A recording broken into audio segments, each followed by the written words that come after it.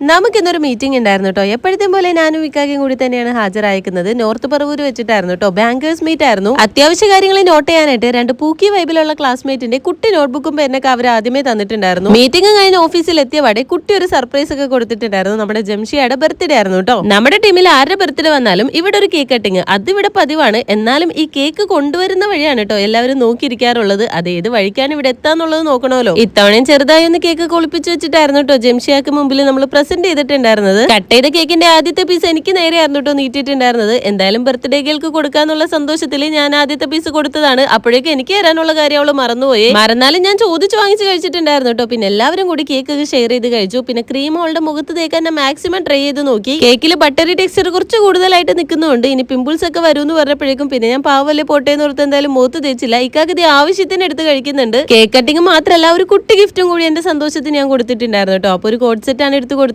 ഇതാണ് കേട്ടോ. നിങ്ങൾക്ക് ഇഷ്ടമായാലും എന്തായാലും കമന്റ് ചെയ്യാൻ മറക്കണ്ട. ബർത്ത്ഡേ ഗേളിന് എന്തായാലും പെരുത്ത് ഇഷ്ടമായിട്ടുണ്ട്. പിന്നെ വൈകിട്ടായപ്പോഴേക്കും നമ്മുടെ ഹയാസും ഹംനയും കൂടി ഓഫീസിലേക്ക് ലാൻഡ് ചെയ്തിട്ടുണ്ട്. ചെക്കനും പെണ്ണും കൂടി കേക്ക് കഴിക്കലൊക്കെ കഴിഞ്ഞിട്ട് ചെക്കൻ ഇവിടെ ഇരുന്ന് ടാബിൽ വീഡിയോസ് കാണുന്നുണ്ട്. പെണ്ണാണെങ്കിൽ അബ്ബ എന്തോന്നാ ചെയ്യണേന്ന് നോക്കി പുറകെ നടക്കാറുണ്ട്. ഹയാസ് പ്രീ സ്കൂൾ പഠിച്ച സ്കൂളിൽ ആനുവൽ ഡേ ആയിരുന്നു കേട്ടോ. അപ്പൊ രാത്രി ഞങ്ങൾ അവിടെയും കൂടി ഒരു വിസിറ്റ് നടത്തിയിട്ടുണ്ടായിരുന്നു. അങ്ങനെ ഹാപ്പിലി ഈ ഒരു ഡേ വൈൻഡപ്പ് ചെയ്യാണ്. നമുക്കപ്പോൾ അടുത്ത വീഡിയോ കാണാം.